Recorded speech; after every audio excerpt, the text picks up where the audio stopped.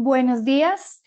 El programa de apoyo a la preparación para la cooperación en el artículo 6 del Acuerdo de París, implementado por el Instituto Global para el Crecimiento Verde, 3GI por sus siglas en inglés, les da la más cordial bienvenida al segundo webinar sobre el artículo 6. Este webinar lo hemos denominado Herramienta de Desarrollo Sostenible del artículo 6.2 del Acuerdo de París, evaluación de riesgos y salvaguardas. Este webinar hace parte de una serie de webinars que hemos preparado desde el programa Spark. En la primera sesión abordamos la temática del artículo 6 en acción, fundamentos y oportunidades, y en el presente webinar tenemos como objetivo abordar esta temática relacionada con la herramienta de desarrollo sostenible del artículo 6.2, evaluación de riesgos y salvaguardas. En este espacio nos acompañan como panelistas Iván Darío Valencia, gerente del programa Spark, Clara Pardo, asesora sectorial del programa Spark, Julia Madariaga, asociada senior en igualdad de género e inclusión social JESI para América Latina y el Caribe en 3GI, Santiago Arango, gerente técnico de la consultora Optin, y Juan Sebastián Silano, consultor ambiental de la consultora Optin.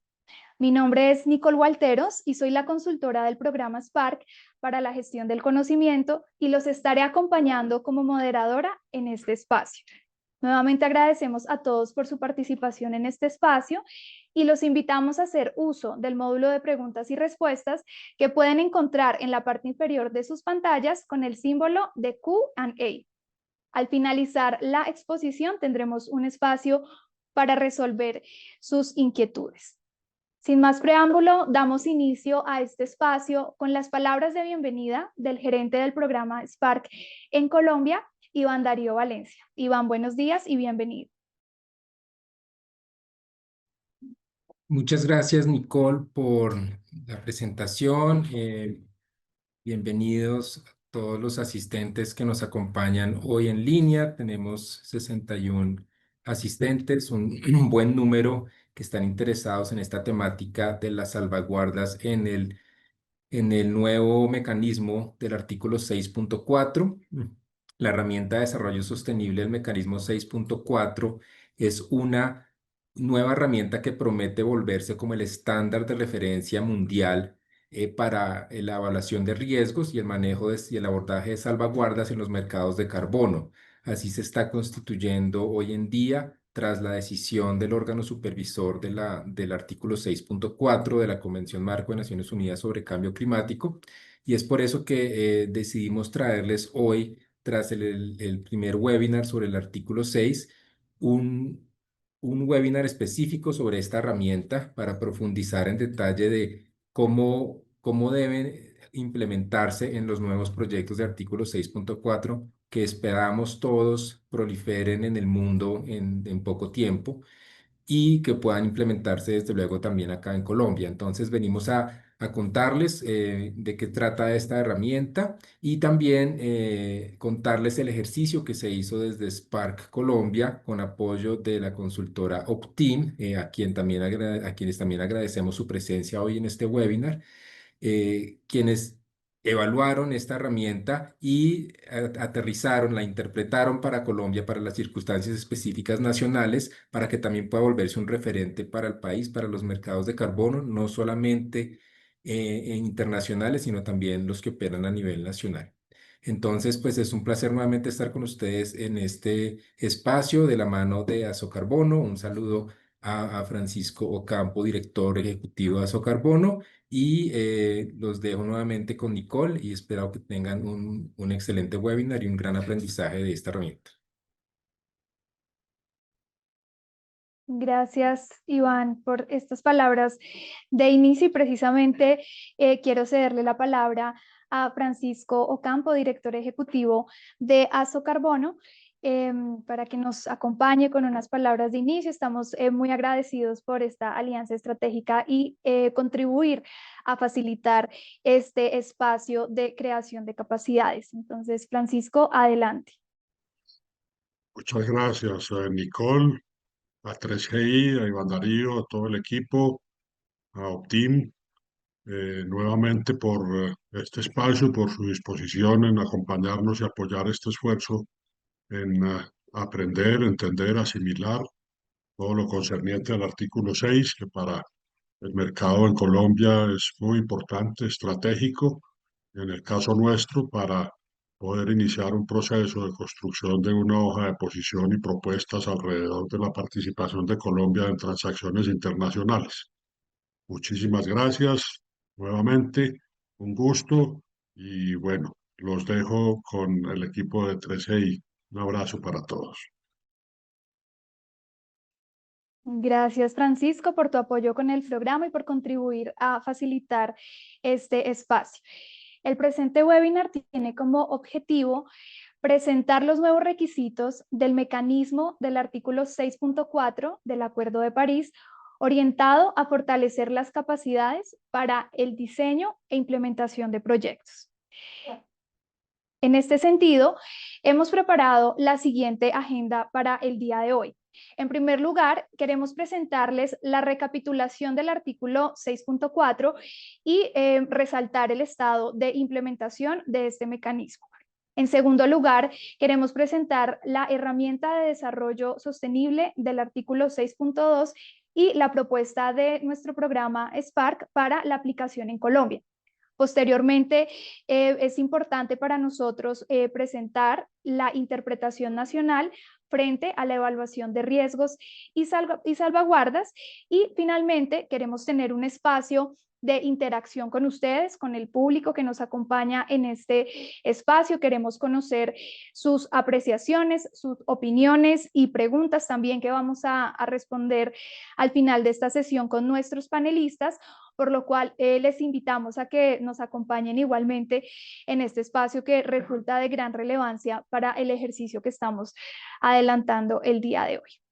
Entonces, comenzamos con nuestra temática, con la agenda que hemos preparado, para lo cual le cedo la palabra a Clara Pardo con la temática recapitulación del artículo 6.4. Buenos días a todos, muchas gracias Nicole y todos muy bienvenidos a este webinar para poder seguir aprendiendo del artículo 6. Entonces vamos a comenzar recapitulando un poco lo que vimos en el webinar pasado para poder entender un poco más cómo es que se conecta la herramienta de desarrollo sostenible en este proceso. Siguiente.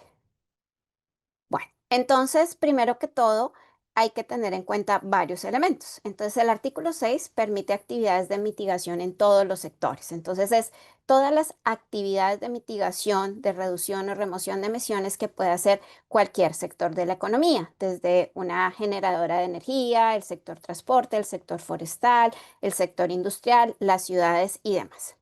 A través de estos procesos de reducción de emisiones podemos generar créditos de carbono o a través del mecanismo de acreditación que nos ofrece la convención.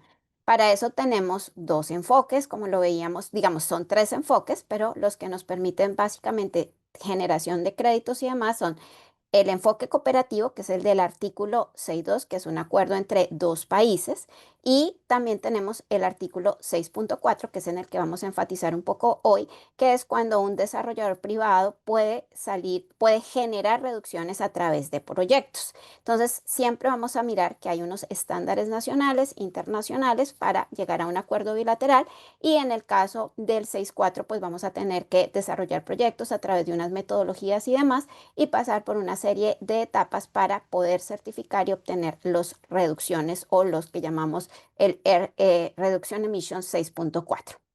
Para ello, luego confirmamos que tenemos el nombre hoy en día de estos certificados, es los sismos, que son créditos de carbono que permiten varias opciones. Por un lado, se pueden dar para cumplir las NDC de los países.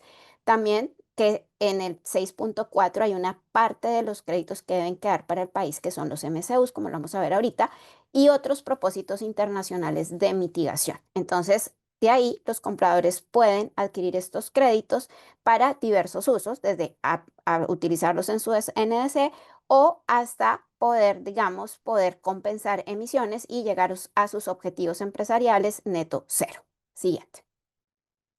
Entonces, teniendo en cuenta esto, como les digo, vamos a enfatizar hoy un poco más en el artículo 6.4, que es el que tiene esta herramienta de sostenibilidad, que es tan importante porque es como un avance y una de las falencias que tenía el antiguo mecanismo, que era el de desarrollo limpio, que no era tan enfático en estos procesos.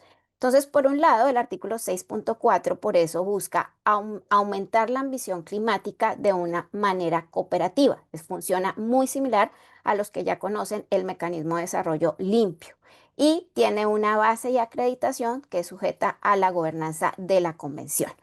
También tiene unos participantes que son unos países parte del Acuerdo de París. Esto es muy importante. Para poder aplicar 6.4, el país debe hacer parte del Acuerdo de París. Y por otro lado, tenemos las unidades de comercio, que como les decía, son la reducción de emisiones, artículo 6.4, los ITMOs o los MCUs, que son esas unidades que pueden quedar en el país.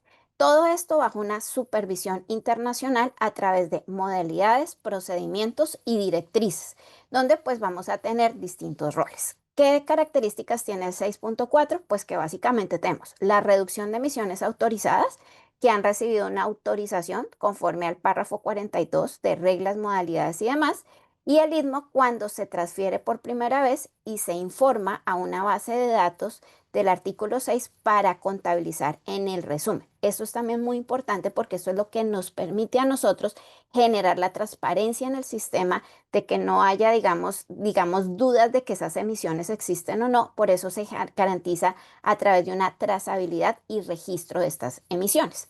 A su vez, con el artículo 6.4 también tenemos las MCUs o las unidades de contribución a la mitigación, que no son ITMOs, ¿sí? No requieren ajustes correspondientes porque son las unidades de reducción que pueden utilizar los países para lograr sus NDCs, objetivos de desarrollo. Y pues estas MCUs las van a utilizar mucho los países o se espera que las utilicen para financiación climática basada en resultados, esquemas de precio, mitigación y demás. Y esto le puede ayudar a la parte anfitriona a poder fortalecer estos mecanismos de reducción y poder generar la mitigación y neutralidad a 2050. Entonces, para que un país pueda decir, primero, ser parte del Acuerdo de París, necesita otros requisitos de participación, ¿sí? Entonces, primero, preparar y comunicar y mantener su NDC, la contribución nacional determinada, o sea, estos países deben tener una NDC, contar con una autoridad nacional designada, en este caso es el Ministerio Minambiente para Colombia, indicar al órgano supervisor cómo la participación en estos mecanismos contribuyen al desarrollo sostenible. Por eso la importancia de la herramienta y lo que vamos a ver hoy, porque ese es uno de los requisitos que está pidiendo hoy la convención, que demostremos que efectivamente el artículo 6.4 va a contribuir a ese desarrollo sostenible del país. Y también muy importante y que lo veíamos en la semana pasada, y es que se debe informar al órgano supervisor por parte del país cuáles son esas actividades que considera aprobar para que hagan parte del artículo 6.4, cómo estas actividades van a contribuir a la NDC y a digamos, a su estrategia de largo plazo al 2050 y cómo podemos nosotros estar garantizados de que estas actividades no van a afectar el cumplimiento de la NDC. Hay que tener en cuenta que en todos estos procesos de requisitos y demás, pues existen unos grupos de interés o unos roles muy importantes que por un lado está el órgano supervisor, los órganos consultivos de la convención, está el país, están los verificadores, están los proponentes de proyecto y demás. En este caso, la herramienta de sostenibilidad es muy importante para esos proponentes de proyecto porque tienen que diligenciar esto cuando estén diseñando el proyecto. Siguiente, si quieres. Bueno, ya teniendo claro por qué llegamos hasta aquí y por qué es tan importante la herramienta de sostenibilidad, miremos en qué va el estado de implementación del artículo 6.4 a nivel global. Siguiente. Entonces, ¿qué podemos ver nosotros? Por un lado, ya hay una página dedicada que muestra los avances, requerimientos y mecanismos del artículo 6.4. Ustedes pueden entrar a la convención y allá van a encontrar una página que les muestra todo lo que se está desarrollando para poder implementar de forma efectiva el artículo 6.4. En la actualidad se cuenta con 127 documentos. Esto no es para que se asusten, no es que hay que revisar todos estos documentos, sino que son los documentos base para la implementación del artículo 6.4 a nivel global, y esto facilita la comprensión del proceso. Entonces, por ejemplo, si yo soy un verificador, puedo entrar y revisar los documentos que yo requiero como verificador. Si soy un desarrollador de proyecto, pues puedo entrar y buscar los que son específicos de desarrollador de proyecto. Entonces, esto ayuda a poder comprender y entender cuál es mi rol de acuerdo a lo que yo quiero hacer con artículo 6.4 y de esa manera estar seguro cuáles son los pasos y cómo los debo gestionar. Siguiente. Adicional a eso, entonces, como les decía, aquí vamos a tener unos elementos que son los documentos que se han emitido por función del negocio, es decir, por la cadena de valor para poder producir este proceso del artículo 6.4. Entonces, ciclo de actividad es fundamental porque es desde donde nace la idea del proyecto hasta cuando yo logro tener mis certificados de reducción o mis SIDMOS. Entonces, para esto hay 68 documentos, pero como les digo, no es que se asusten por este volumen, sino es revisar cuáles son los que necesitamos de acuerdo a la etapa del proyecto en que nos encontremos. En temas de acreditación hay 26, en metodologías 15, en gobernanza 11, en transición 6 y en registro 1. De ahí la importancia, porque como yo les decía, dentro del ciclo de actividad vamos a encontrar la herramienta de desarrollo sostenible, vamos a encontrar elementos de transición, por ejemplo, en temas de metodologías. En temas de metodologías, hasta la fecha se han presentado 4 nuevas metodologías para ser parte del artículo 6.4 y todo lo que son documentos por actividad o proceso, ya sea para proyectos o programas. Entonces, esto es muy importante tenerlo en cuenta porque es fundamental, si yo, por ejemplo, soy un desarrollador de proyectos, tener claridad cuáles son esos documentos que yo voy a requerir para ese desarrollo. Siguiente. Eh, Como les comentaba, para poder aplicar 6.4 en los países, se debe presentar un formato donde yo diga cómo cumplo los requisitos de participación en artículo 6.4. A la fecha, 16 países los han presentado. ¿Qué criterios se tienen en cuenta para, digamos, seleccionar las actividades? Que es otro punto fundamental cuando hablamos de artículo 6.4. Entonces, primero que todo, los países, para definir cuáles son las actividades que consideran pertinentes, y que en ese estudio están muchos países, entre ellos Colombia, es cómo garantizo requerimientos de adicionalidad, cuál es la contribución al desarrollo sostenible de esas actividades, cómo contribuye en la implementación de la NDC, cómo facilito la generación y transferencia de conocimiento y tecnología, ya que vamos a ver que muchos proyectos son por este proceso, atraer financiación internacional, mejorar el mercado laboral y aportar a la reducción a la pobreza, lo que hoy se conoce como los empleos verdes, y fortalecer las políticas y regulaciones en torno al desarrollo sostenible. Entonces, estos son los criterios que yo podría tener para definir las actividades que aplican al artículo 6.4 y que en esos están los países analizando cómo pueden garantizar que los proyectos que vayan o actividades que vayan a ser artículo 6.4 cumplan con estos criterios. Siguiente. Adicional a eso, yo también puedo establecer actividades, es decir, cuáles son las actividades que yo voy a aplicar como artículo 6.4. Entonces, hay muchos países que han optado por decir actividades específicas, ejemplo, infraestructura verde, energías renovables, hidrógeno verde, actividades red más, etc. Ya depende del país lo que escoja. Otros han dicho, no, yo quiero definir actividades específicas por transporte, por un sector específico. Entonces yo puedo decir, mire, para transporte pueden estar estos proyectos de artículo 6.4, en generación de energía pueden estar estos. Y por objetivos, que ya sería actividades de mitigación o actividades de remoción o actividades de transferencia tecnológica. Esta es la forma como los países están eligiendo estas actividades. Ahora miremos en qué va la transición. La convención estableció que unas reglas para que los proyectos que eran MDL pudieran pasar a la transición. A nivel global, la convención estimó que habían alrededor de 3.494 proyectos que podrían entrar a la transición del artículo 6.4, pero finalmente solo digamos, solicitaron transición 1508. Este proceso se supone que hasta 31 de diciembre de este año los países deben decir si aprueban o no la transición de esos proyectos que se presentaron, es decir, está bajo estudio del país para que puedan continuar con el proceso que estableció la convención. Entonces, de ahí, pues estamos esperando también de estos proyectos cuántos podrían pasar a transición. ¿Sí? De ahí, como les decía, de estos 1508, ¿en qué vamos a nivel global? Esto es global, ¿no? No Colombia, no, global, para que nos quede claro. Son 10 proyectos, se registraron ya, hay uno aprobado, hay 3 con evaluación sustantiva completada, 2 con evaluación en progreso, 39 con documentación pendiente y hay 2 pendientes de pago. Entonces vemos que no ha sido tan dinámico el proceso, pero se supone que este proceso va a ser, después de que los países aprueben, pues tiene que ser muy dinámico y se espera que ese dinamismo se empiece a generar el próximo año y si no, pues ya la transición empieza a finalizar y pues ya quedarían los proyectos que están. Siguiente. Bueno, para poder proponer un proyecto que haga parte de artículo 6.4 o un programa, nosotros tenemos dentro del programa que hemos desarrollado en el programa SPAR un diagrama de proceso con 16 etapas.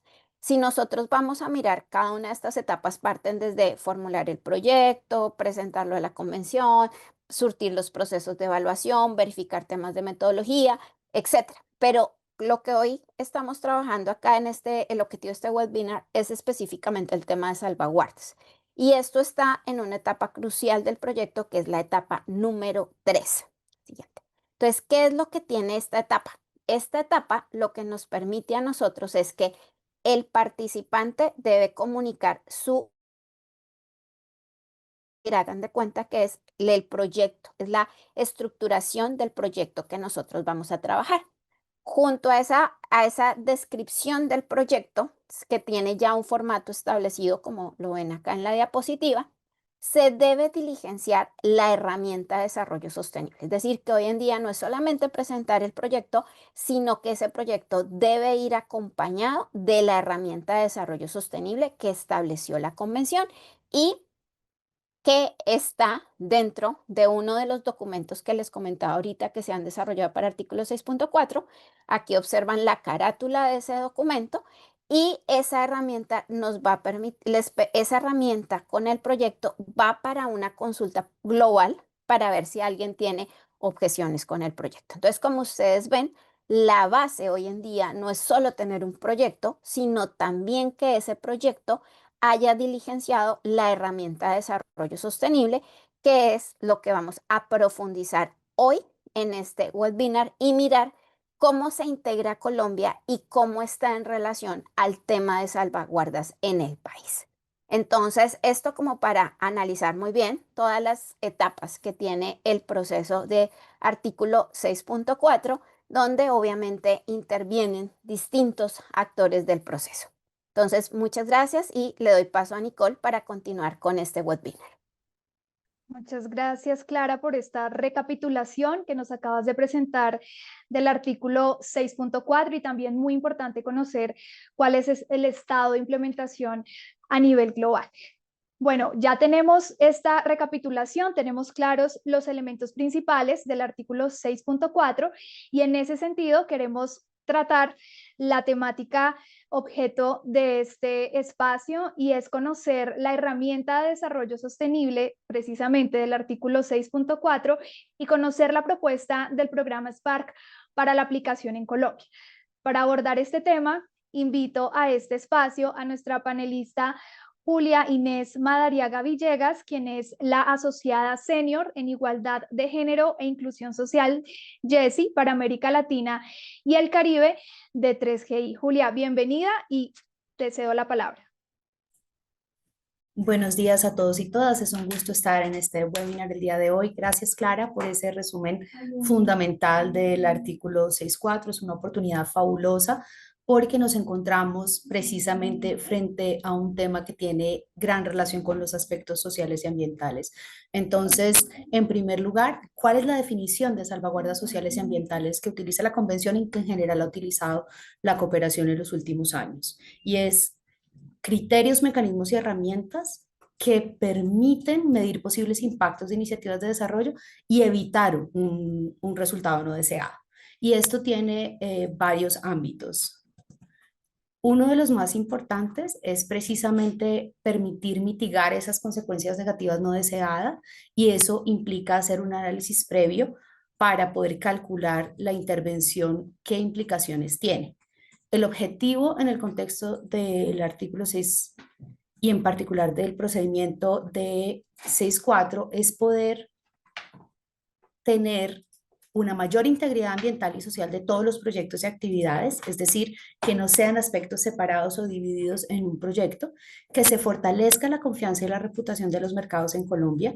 Ustedes deben estar familiarizados con el mercado voluntario y saben que recientemente la Corte Constitucional expidió una sentencia donde recalcaba la ausencia de un enfoque de derechos humanos en la aplicación de algunos proyectos. Es necesario entonces evitar ese tipo de situaciones que pueden generar daño e incumplir, por supuesto, altos estándares en materia de derechos humanos en el país. Ideal, y ya lo verán con mis colegas de Optim más adelante, mostrar la relación exacta entre las salvaguardas sociales y ambientales, su cumplimiento y cómo esto contribuye a lograr los objetivos de desarrollo sostenible en el país. Indudablemente, entre mejor lo hagamos, más mostremos los beneficios para la comunidad en concreto donde se adelante el proyecto y el cumplimiento de objetivos de desarrollo, pues logramos una inversión más responsable en mercados de carbono en Colombia. En ese sentido, las salvaguardas son esenciales.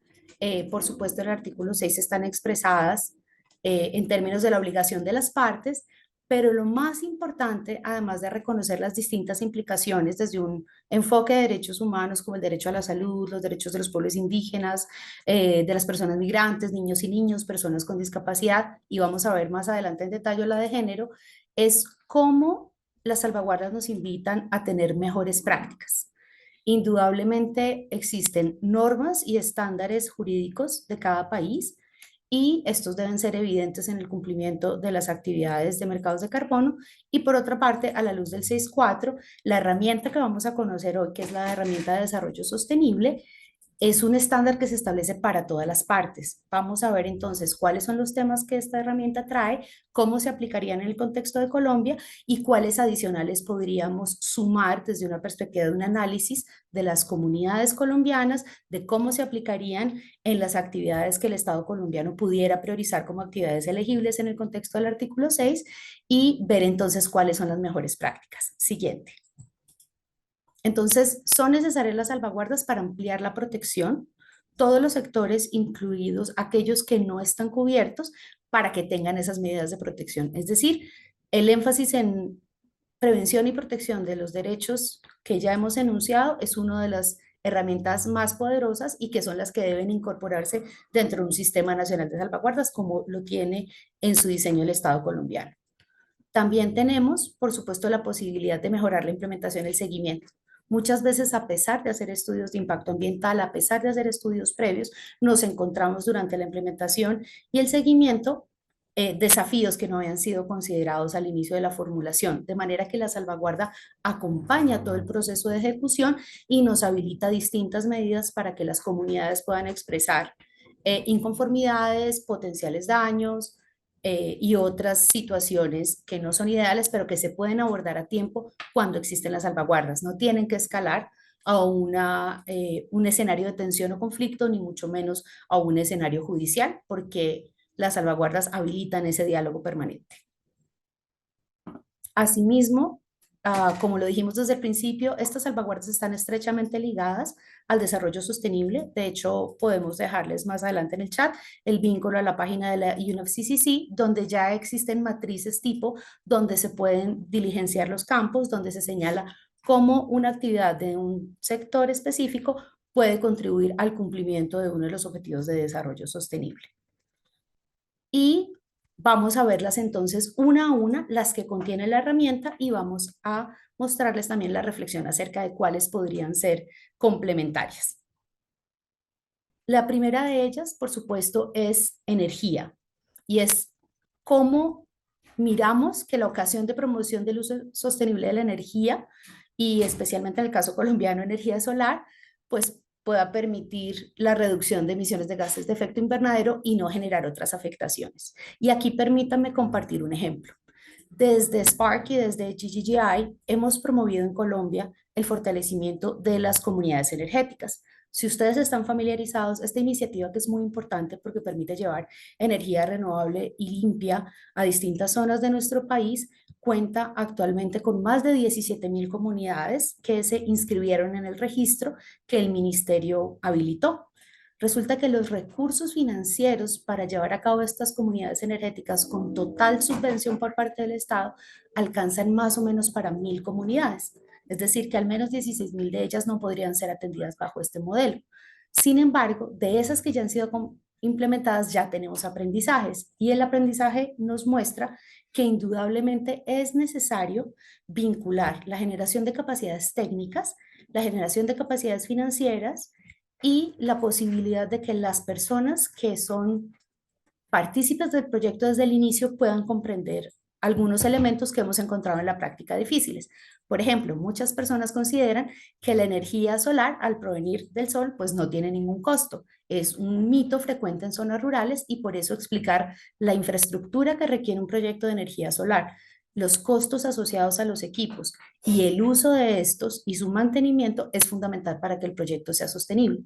Si la comunidad no ve en ello una ventaja y ve que es más beneficioso un diésel subsidiado que pagar una factura, así sea reducida, pues vamos a tener dificultades para la sostenibilidad en el tiempo. Entonces, ser conscientes de los costos que genera la infraestructura, evidenciar los beneficios. Ustedes saben que la mayoría de mujeres son las que gestionan el alimento, el agua y la energía en los hogares. También son aquellas que proveen albergue y en una situación de un evento climático catastrófico son las mujeres las primeras llamadas a responder porque son quienes gerencian y detectan necesidades. Entonces, si facilitamos la participación de las mujeres especialmente, vamos a lograr un mejor uso de la energía, una energía que sirva para resolver necesidades de los colectivos y que indudablemente mejore las condiciones de calidad de vida. Ahora bien, tenemos desafíos adicionales. Por ejemplo, en aire, tierra y agua, también tendríamos que mirar la relación con la disposición de residuos. En esto mi colega Xiomara Stabro es experta en cuál es realmente el mejor manejo que se le puede dar a los residuos de iniciativas como estas de energía renovable. También respecto de ecología y recursos naturales, la protección de los hábitats y la biodiversidad en un país como el nuestro es fundamental. Y ustedes ya saben que para el caso nuestro, y especialmente a la luz de Kunming-Montreal, los pueblos indígenas y las comunidades locales son grupos especialmente protegidos que tienen roles fundamentales en la gestión de la biodiversidad. Asimismo, desde derechos humanos, esta es la salvaguarda más amplia, esto lo vimos con nuestro estudiante del programa Spark, Brian, que creo que está conectado, y es la amplitud de las definiciones de respeto de los derechos humanos en cada uno de los temas guarda una relación directa con la aplicación de un proyecto de desarrollo. Veíamos cómo el Estado tiene unas responsabilidades de promover y proteger los derechos, de evitar la violación de estos, pero allí también el sector privado tiene una responsabilidad. Y queremos que esto salga no solo del corazón del proyecto como si fuera un requisito exclusivamente, sino porque podemos ver el impacto positivo en las comunidades. Los cobeneficios que se generan a partir de actividades del mercado de carbono pueden realmente generar oportunidades de empleo verde, pueden generar ingresos, pueden contribuir a la mejora de la calidad de vida de quienes han sido más afectados en este país por la desigualdad, por el conflicto armado y demás. Tenemos una salvaguarda, todavía no, muy importante, que es la fomentación de la creación de empleos formales.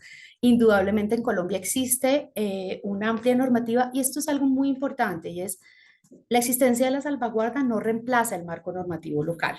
En ese sentido, cuando ustedes van a diligenciar la matriz sobre cómo se aborda esta salvaguarda, evidentemente el cumplimiento de la normativa local es necesaria. Lo que pasa es que la convención tiene que crear una herramienta estándar para hacer seguimiento de los países, pero no es en ningún caso un reemplazo de la exigencia de la norma y esto va a ser muy importante y lo vamos a ver especialmente de cara a los derechos de los pueblos indígenas, las comunidades negras y el pueblo gitano.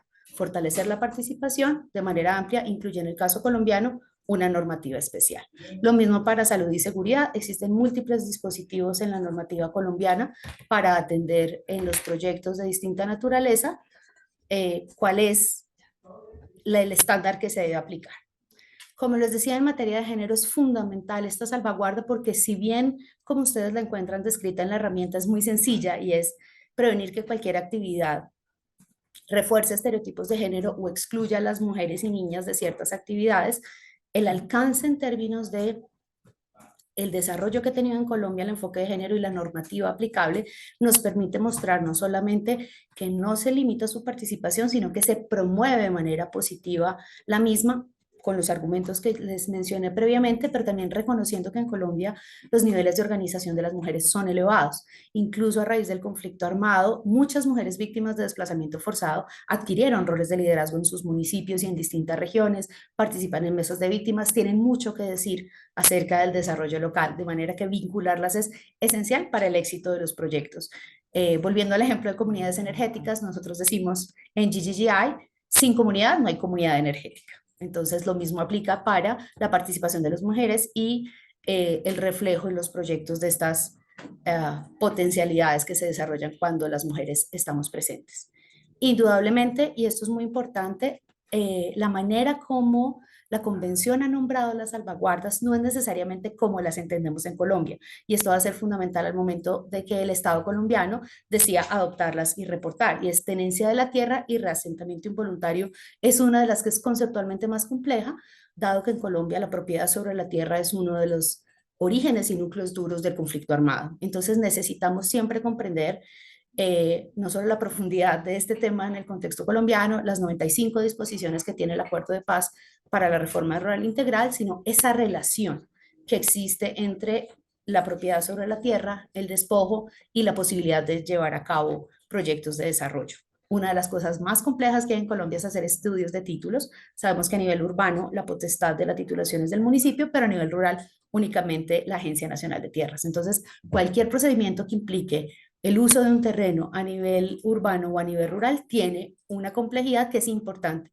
Y la más importante de ellas es evitar a toda costa los reasentamientos involuntarios, particularmente, y esto lo ha dicho la Corte Constitucional, respecto de pueblos indígenas y comunidades negras, porque la relación que tiene con el territorio es especial.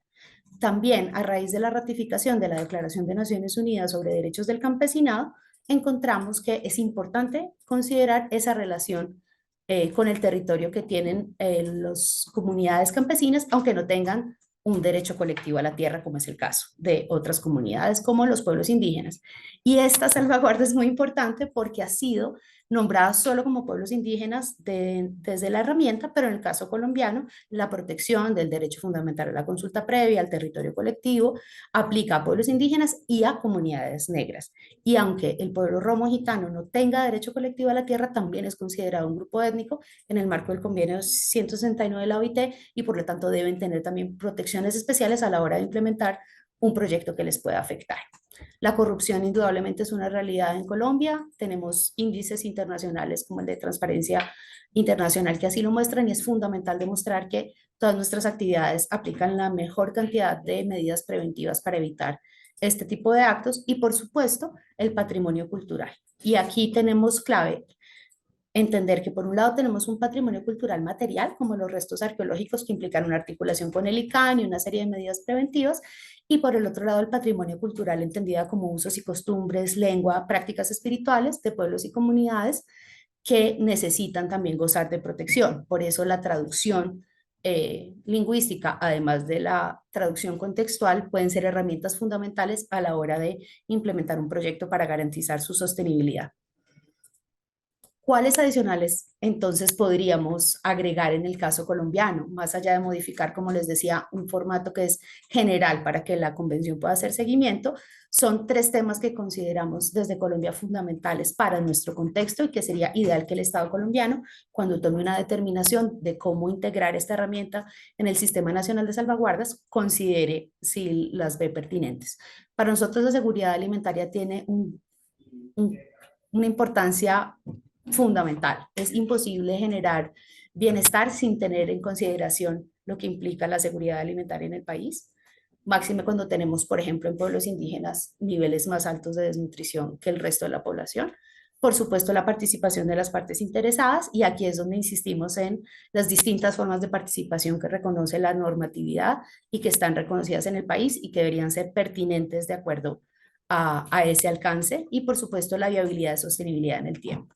Entonces, lo que queríamos transmitirles realmente es cómo esa integralidad acompaña todo el ejercicio de consideración de las salvaguardas, partiendo de 4 puntos. Lo primero es que esta herramienta es una base comparativa aplicable, pero no significa que supere, reemplace a el alcance normativo que tiene cada país, y es una herramienta técnica, ¿sí? Entonces será el Sistema Nacional de Salvaguardas en Colombia la que deberá determinar el alcance de la aplicación y el reporte ante la convención. Adicionalmente, por supuesto, la necesidad de armonizar el marco jurídico y operativo.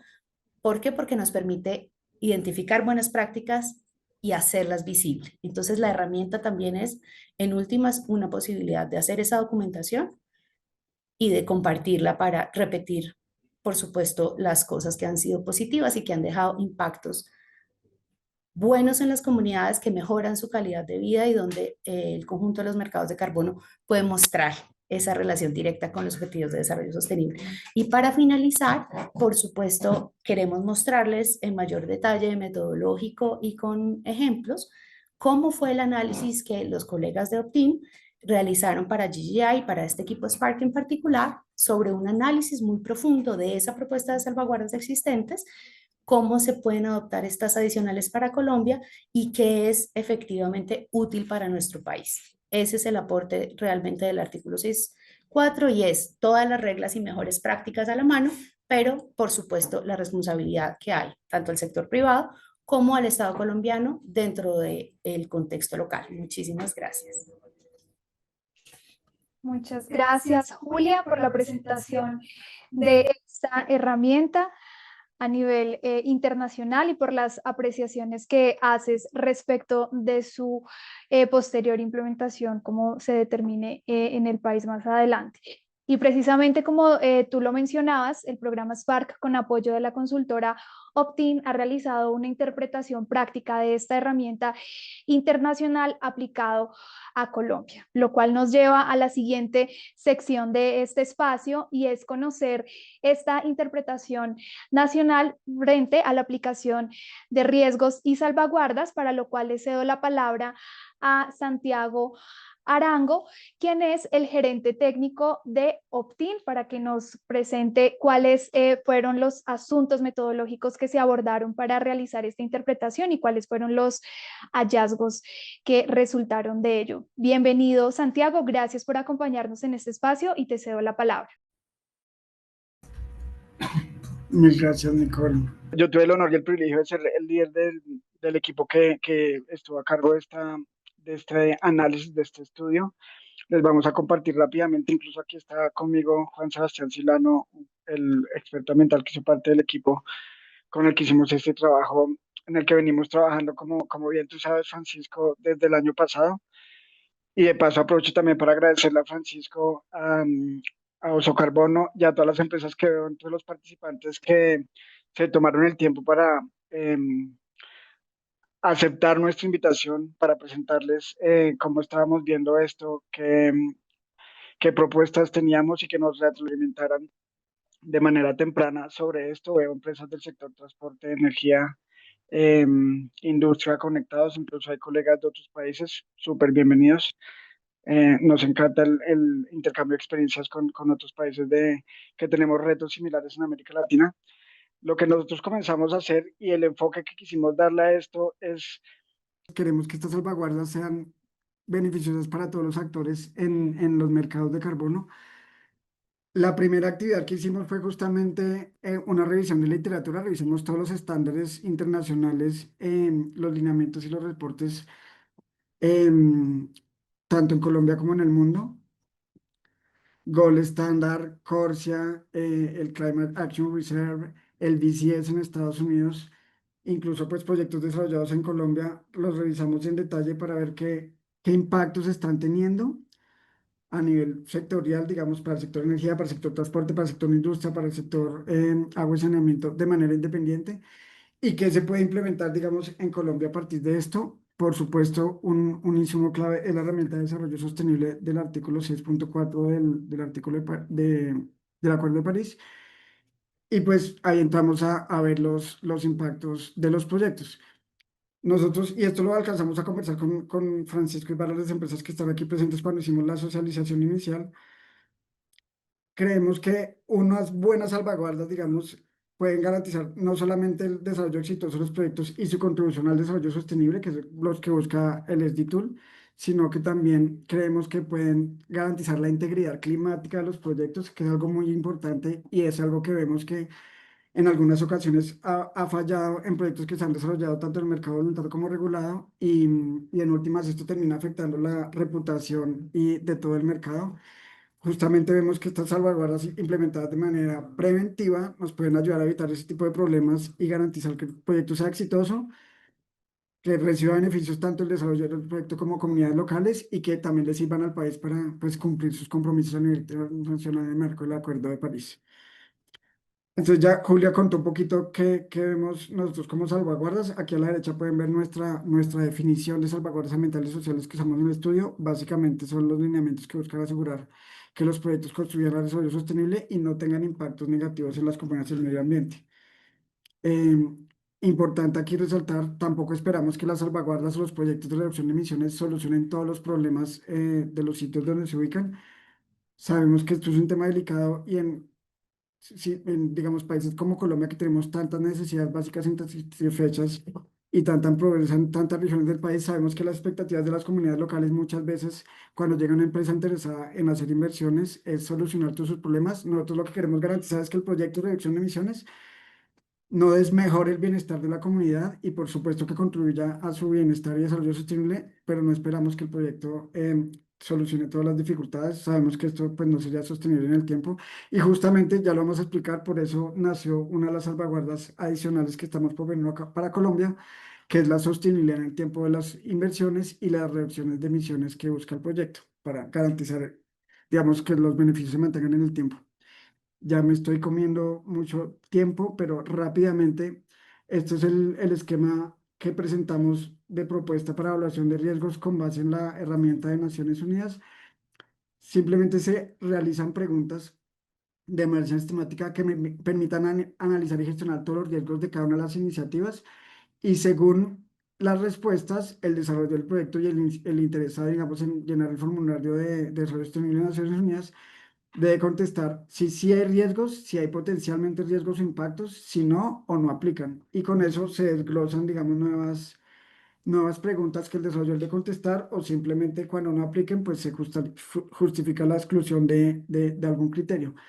¿Esto para qué lo hacemos? Justamente buscando que las salvaguardas no sean como un registro más, un trámite más, sino que sean aplicables realmente a los proyectos en cuestión y que digamos que se busque evaluar efectivamente los riesgos ambientales y sociales asociados a cada proyecto, no los mismos, digamos, independientemente del sector. Siguiente, por favor. Acabamos un par de ejemplos simplemente de la salvaguarda 1 de energía y la 9 de pueblos indígenas, cómo digamos, qué criterios y preguntas tendría. La primera pregunta para el tema de energía es, ¿la iniciativa representa un riesgo para la disponibilidad de confianza del suministro a otros usuarios? Y según la respuesta que dé el desarrollador del proyecto, el interesado en diligenciar la matriz de desarrollo sostenible, se llevarían a preguntas adicionales que nosotros hemos llamado 1.1, 1.2.1, que buscan evaluar pues, más en detalle el riesgo y con base en esto se definen pues, las actividades que el desarrollador debe continuar.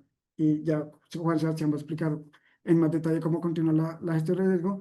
Y lo mismo pasa para la salvaguarda 9 de pueblos indígenas, que es tremendamente relevante en Colombia. Muchas veces los proyectos presentan más dificultades por cuestiones sociales que por cuestiones ambientales. Y aquí la propuesta es que el desarrollador se pregunte si tiene impactos dentro de su área de influencia de comunidades étnicas. Si sí, no, potencialmente no aplican. Y con base en eso, pues se responden preguntas adicionales o simplemente se continúa la evaluación de riesgo con diferentes salvaguardas. Gracias. Gracias, Santiago, por esta presentación. Como lo mencionabas, Juan Sebastián Silano, quien es consultor ambiental de Optin, nos va a presentar de manera práctica y con ejemplos la metodología que se implementó para elaborar esta interpretación y esta propuesta, y también nos va a presentar el análisis y evaluación de riesgos. Entonces, Juan Sebastián, bienvenido y te cedo la palabra. Muchas gracias, Nicole, y muchas gracias a todos los asistentes. Muy buenos días. Y bien, como comentaba Santiago, Julia y todo el equipo de GGI, estas salvaguardas, como se ha presentado tanto en la herramienta de desarrollo sostenible como en la propuesta que estamos implementando para Colombia, plantea una serie de herramientas que sirven y ayudan para la activación y la evaluación de las salvaguardas. Uno de los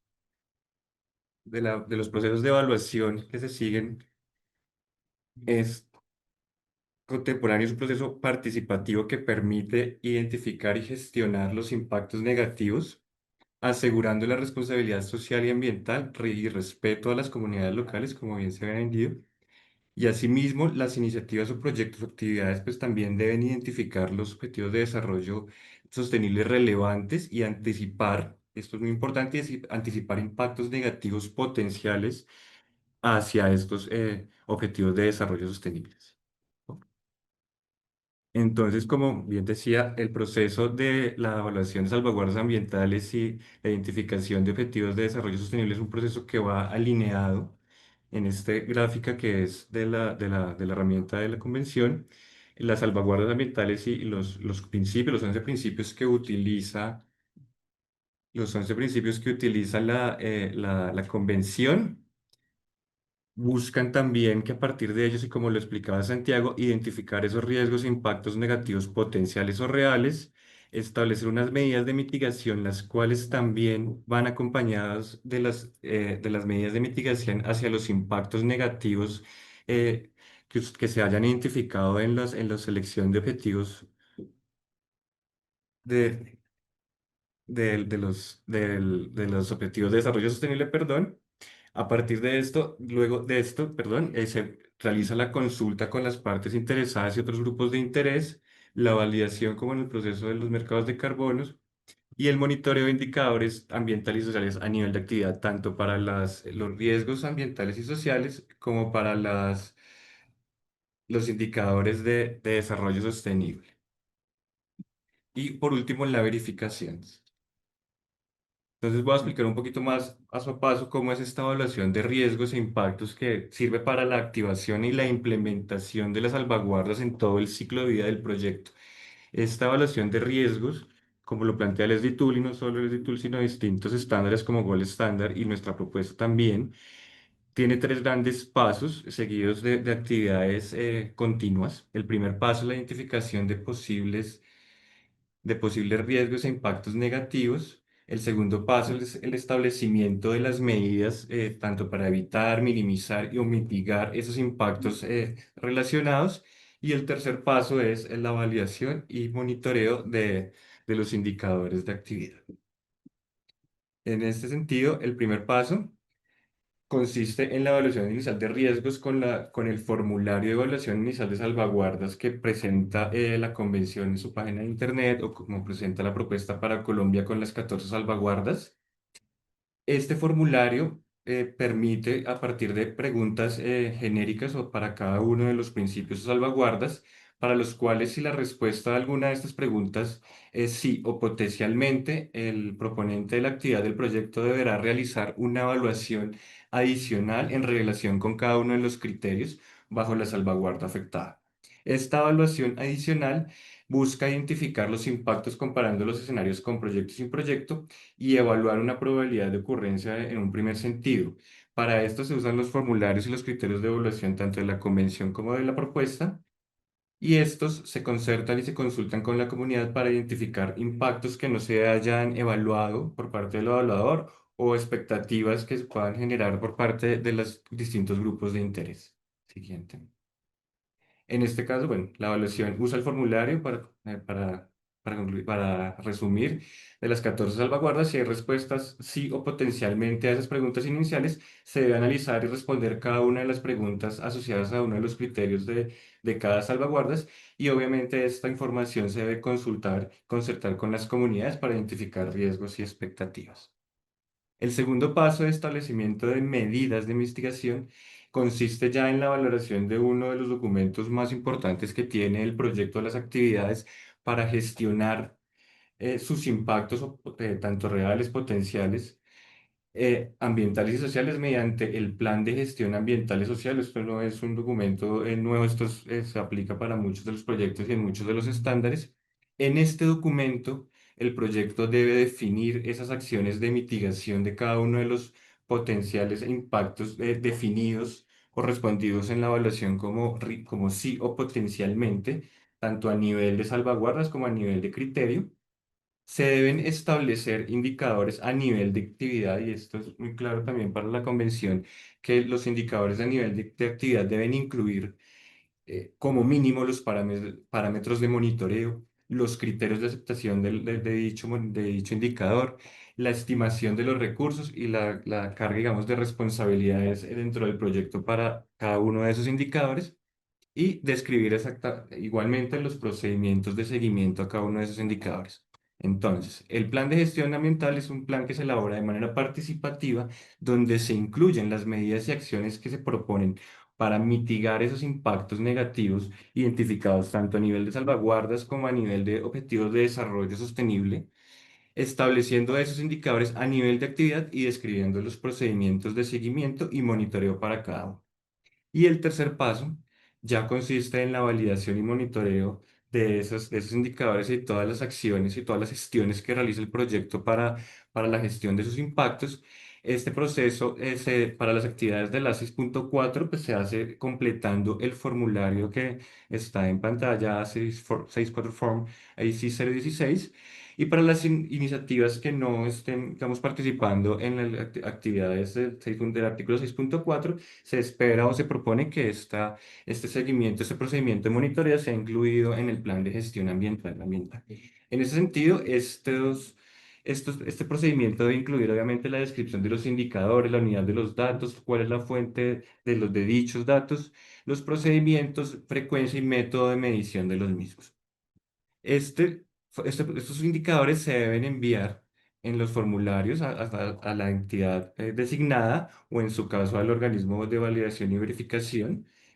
En este caso, pues se debe informar también, de acuerdo con lo requerido, los resultados de los monitoreos de indicadores.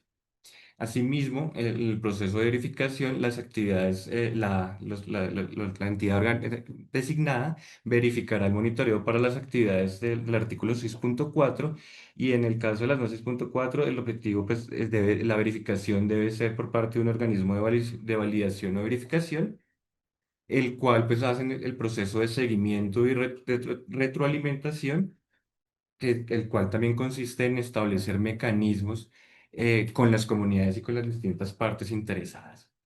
Entonces, a modo de conclusión, este tercer paso de validación y verificación busca describir los procedimientos de monitoreo para los indicadores, incluyendo la descripción de estos, la fuente de datos, los métodos y la frecuencia de monitoreo, así como los titulares están obligados a monitorear e informar sobre resultados y establecer los mecanismos de seguimiento y retroalimentación válidos con las comunidades y demás partes interesadas. Esto en aras de garantizar la transparencia y la rendición de cuentas. Bien, entonces, como les venía comentando, eh, el, la evaluación de riesgos es uno de las herramientas o los instrumentos que se plantean para el cumplimiento de las salvaguardas, pero existen otros como el Plan de Gestión Ambiental y Social. Esta es una herramienta de evaluación, planificación y gestión, donde, como ya lo veníamos comentando, detalla las acciones para prevenir, minimizar y mitigar, y dado caso, compensar los impactos identificados, pero también se proponen distintas herramientas como el plan para el manejo de residuos, o mecanismos o herramientas para la participación y derechos de las comunidades y partes involucradas, como el proceso de debida diligencia, un plan de involucramiento de actores, un mecanismo de reparto de beneficios. Este pues, busca también como relacionar los beneficios que genera la actividad, tanto a nivel de actividad ambiental o social como a nivel de indicadores de objetivos de desarrollo sostenible para las comunidades y cómo estos beneficios se reparten hacia ellos. Un plan de acción de comunidades también que busca abordar las necesidades y derechos específicos de comunidades, especialmente si son comunidades vulnerables o con algún grado de vulnerabilidad. Y un mecanismo de quejas que sirve como un canal formal para recibir y atender los reclamos, quejas y preocupaciones que sean relacionadas por medio de la actividad. Entonces, ahorita Santiago nos va a comentar un poco más sobre un ejemplo y muchas gracias. Muchas gracias, Juan Sebastián, por tu presentación. A continuación, Santiago nos presentará un ejemplo muy acotado a un sector para dimensionar de manera más clara y práctica la metodología que nos menciona Juan Sebastián. Entonces, te cedo la palabra, Santiago. Sí, entonces, en los documentos, digamos, que le hemos entregado allí, que están en este momento, digamos, en manos del Ministerio de Ambiente y Desarrollo Sostenible, tenemos un manual, digamos, que permite, digamos, guiar paso a paso la aplicación de estas salvaguardas. Aquí, a modo de ejemplo, simplemente traemos rápidamente las consideraciones que un desarrollador debería tener en cuenta para, pues, uno de los casos, digamos, tal vez más difíciles que hay al momento de aplicar estas salvaguardas, y es un proyecto de energía renovable en un territorio, digamos, donde haya presencia de comunidades étnicas protegidas por la Constitución y la ley en Colombia. Entonces, aquí pues lo más importante es dar cumplimiento, por supuesto, en primera medida a la normativa nacional, a la normativa local, y la sentencia unificada de la Corte Constitucional 129 del 2022 define que para la participación de los pueblos étnicamente diferenciados sea activa y efectiva en los términos que se derivan de la Constitución, se garantizará al menos cuatro cosas que ya las vamos a ver. Lo primero es que sean informadas de manera oportuna y completa. En las salvaguardas y en el manual que pueden ver y en la evaluación de riesgos que hay que tener. Todo, digamos, interesado en desarrollar un proyecto de obra de entidad en territorio étnico que pueda llegar a afectar a esas comunidades étnicas debe indicarle a la comunidad cómo la ejecución del mismo podría impactarlo.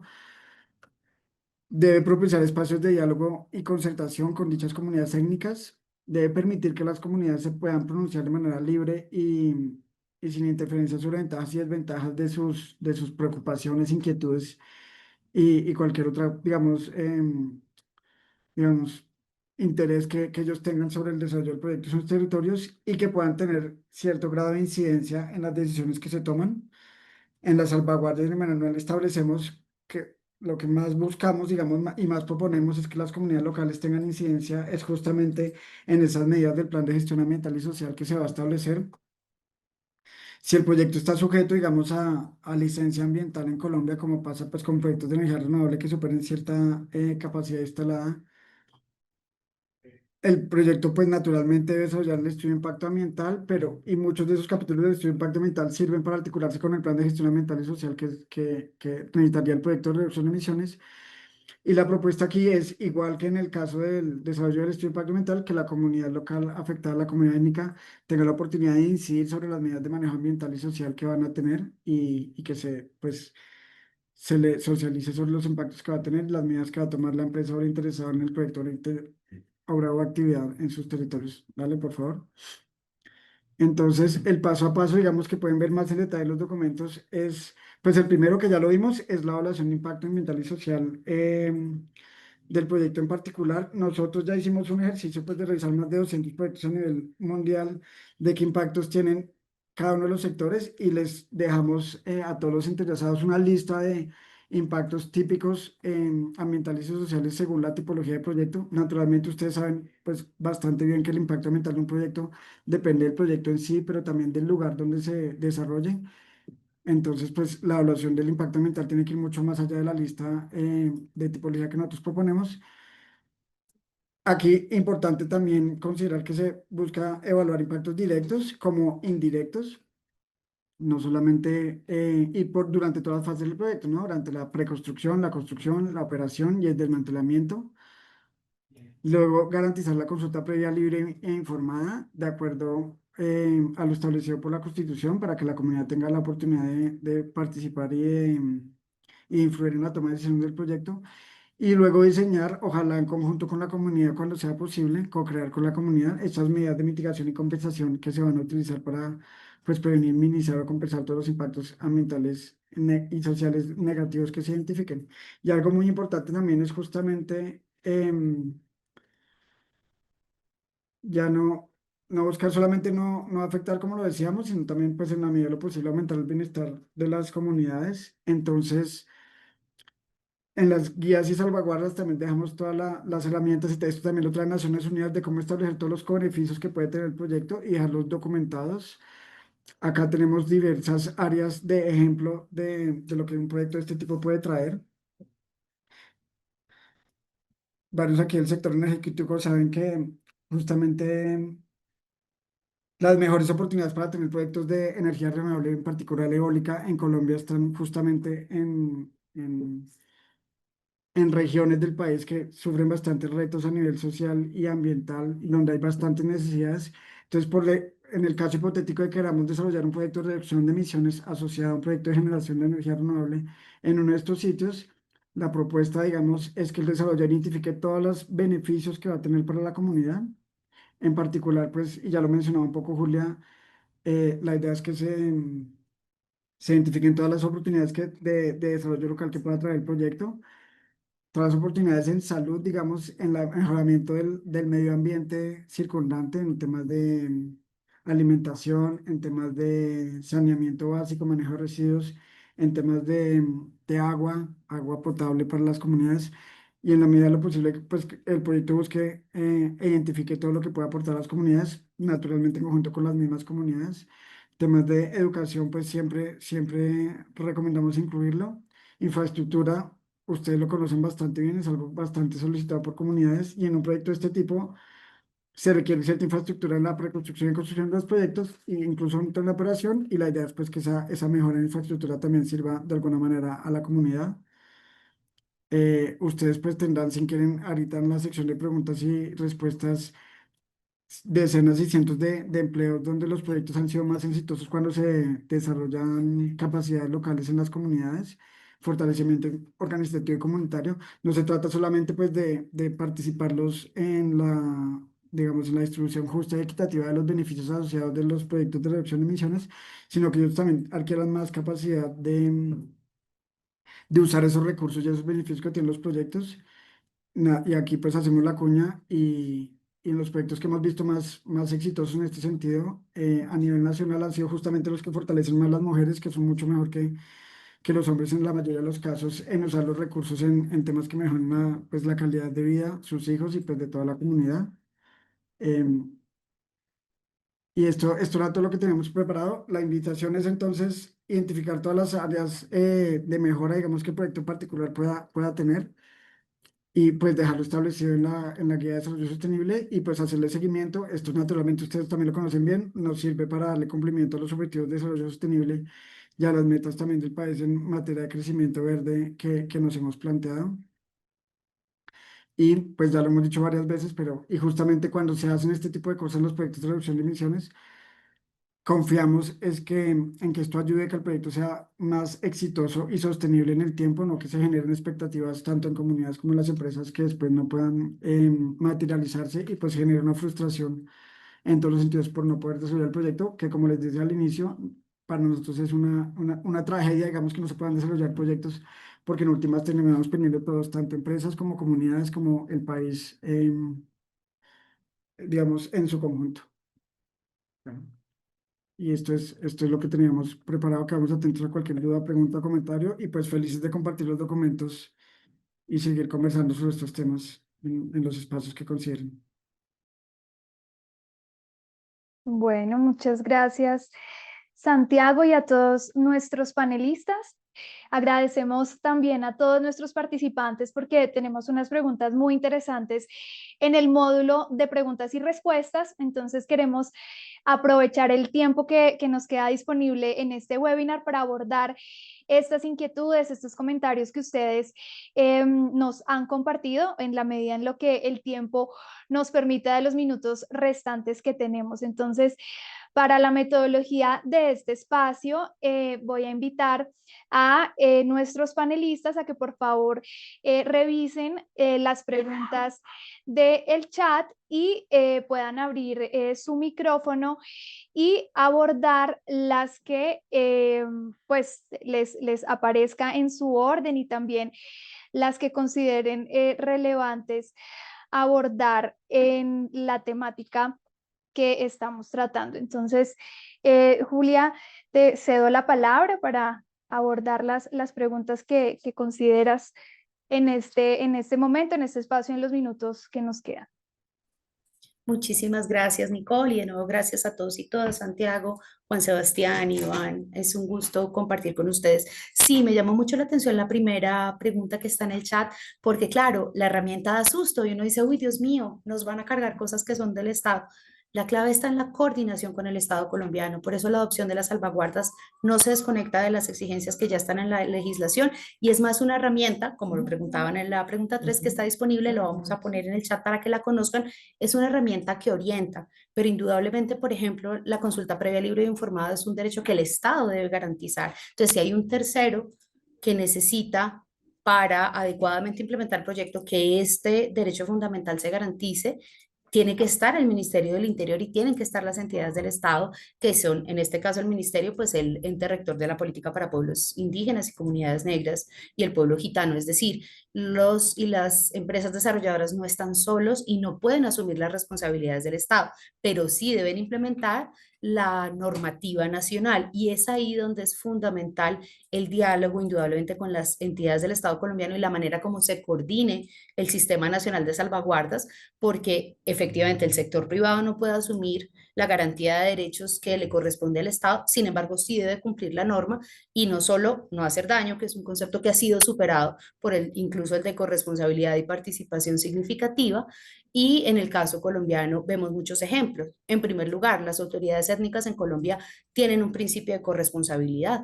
Si ustedes saben bien, en Colombia, por ejemplo, son las autoridades étnicas las que llevan a cabo sus propios censos y los remiten al Ministerio del Interior. Es decir, ya hay una serie de herramientas prácticas que hacen que el desarrollador no esté solo y que, por supuesto, pues la comunidad le interese el proyecto. La herramienta no es peligrosa.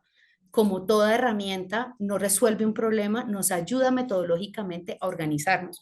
Muchas veces hablamos del enfoque de género, pero nos cuesta aterrizarlo en los proyectos.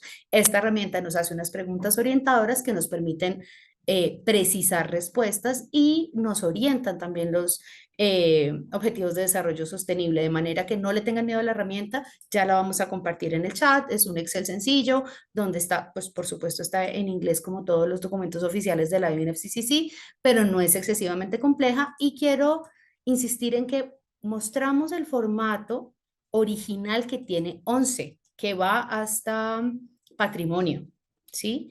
A partir de la 12, 13 y 14, que son propuestas adicionales construidas en el marco de esta consultoría, pues no las van a ver en el formato original de la UNFCCC, porque sería una propuesta de adaptación específica para el contexto colombiano. Y todo esto está por construir con el Estado, con el Ministerio de Ambiente y los demás ministerios e instancias del Estado colombiano que tienen responsabilidad en esta materia. Entonces, no se angustien con la herramienta, familiarícense y sepan que es fundamental que el Estado colombiano en su diseño y su operación del artículo 6 considere estas herramientas como orientadoras y en ese sentido, pues se abre el diálogo entre sector privado y gobierno colombiano para utilizarla de la mejor manera, donde tanto el Estado como garante de derechos y el sector privado como un impulsor y un socio del Estado puedan contribuir a la mejora de la calidad de vida de las comunidades en Colombia. Muchas gracias, Nicole. Gracias, Julia, por tu intervención. Tenemos otra pregunta en el chat. Nos pregunta David Lescano, Quería consultar sobre cómo han considerado las iniciativas previas del Ministerio de Ambiente, Plan Nacional de Mitigación y Plan Nacional de Adaptación en relación con esta estrategia, Santiago.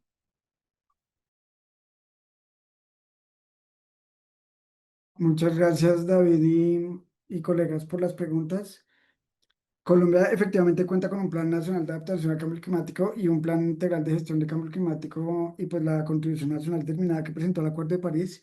Justamente estos proyectos, digamos, contribuirían a cumplir esas metas que Colombia se ha planteado a nivel internacional, sobre todo a nivel de mitigación, digamos, en los acuerdos internacionales que nos comprometimos a reducir el 51% de nuestras emisiones con respecto al escenario base en 2030. Y las salvaguardas entran aquí justamente como ese apoyo, digamos, que garantiza que estas iniciativas efectivamente no solamente logren reducir las emisiones, digamos que es el objetivo principal y generar pues el beneficio asociado, sino también generar más co-beneficios, digamos. No, lo que hacemos nosotros es partir de esas iniciativas nacionales que tiene Colombia, para que los proyectos, digamos, a partir de ahí puedan apoyar el cumplimiento de las metas a nivel nacional que el país tiene. Y una vez, si quieres, contestamos la siguiente pregunta que dice, ¿el plan de gestión ambiental es revisado por el ANLA o cómo se relaciona el sistema de evaluación de licenciamiento ambiental? Aquí en Colombia, la jurisdicción y la competencia sobre los proyectos sujetos al licenciamiento ambiental se reparte entre el ANLA, la Autoridad Nacional de Licencias Ambientales, y las corporaciones autónomas regionales de desarrollo sostenible y las autoridades ambientales urbanas que están en ciudades de más de 1 millón de habitantes. Y entonces las autoridades ambientales serían las encargadas de evaluar la solicitud de licencia ambiental y negar o otorgar la respectiva licencia ambiental para el proyecto en cuestión. Este plan de gestión ambiental que está asociado no al proyecto, digamos, de infraestructura como tal, sino al proyecto de reducción de emisiones, no entra a ser revisado directamente por la autoridad ambiental, a cargo de hacerle seguimiento a los proyectos sujetos de licencia ambiental, sino ya es directamente el Ministerio de Ambiente, digamos que es la cabeza del sector, el encargado de realizar la evaluación.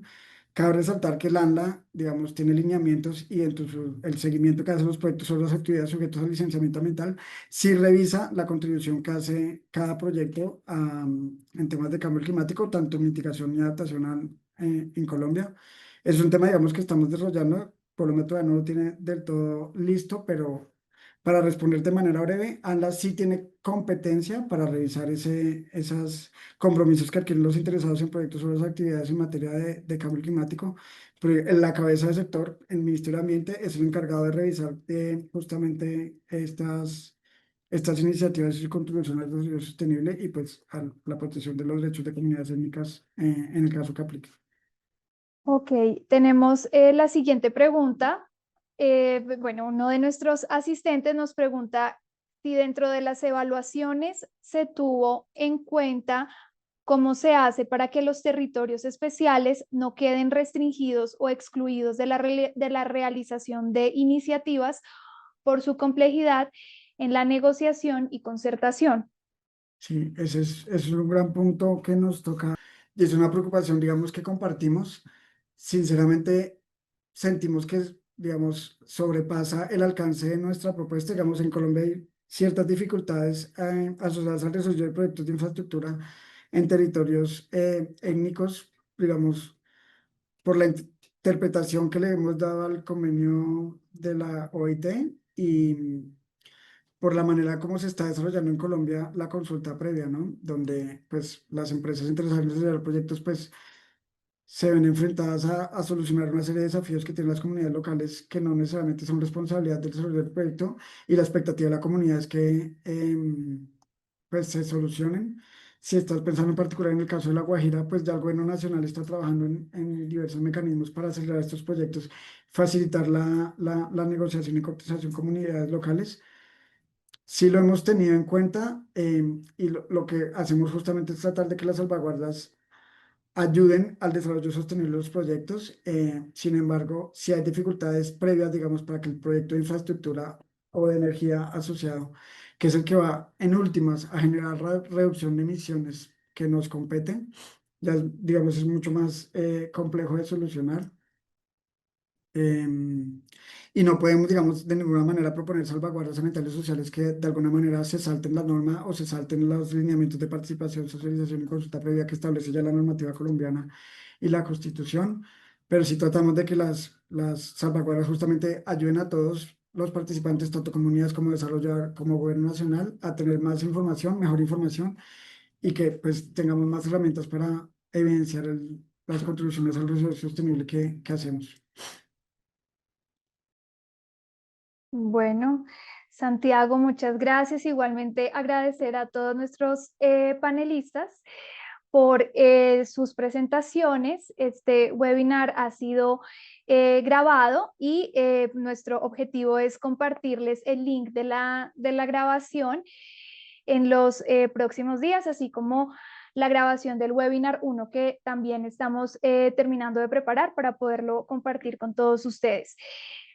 Finalizamos este espacio de webinar sin antes dejarles un aviso importante, y es que nuestro programa Spark cuenta con un mecanismo independiente de quejas, según el cual en espacios de capacitación como en el que nos encontramos en este momento podamos dejar disponible para ustedes un QR en caso tal que consideren necesario remitir alguna queja o denuncia en relación con el contenido. Entonces, allí queda la información disponible para ustedes. Nuevamente, muchas gracias por participar en este espacio. Gracias al equipo de Spark por disponer de este espacio, y a Azúcar Bono también por facilitar este espacio de encuentro. Esperamos que nos acompañen en un próximo espacio de capacitación, ya sea virtual o presencial, respecto del artículo 6 y su estado de implementación.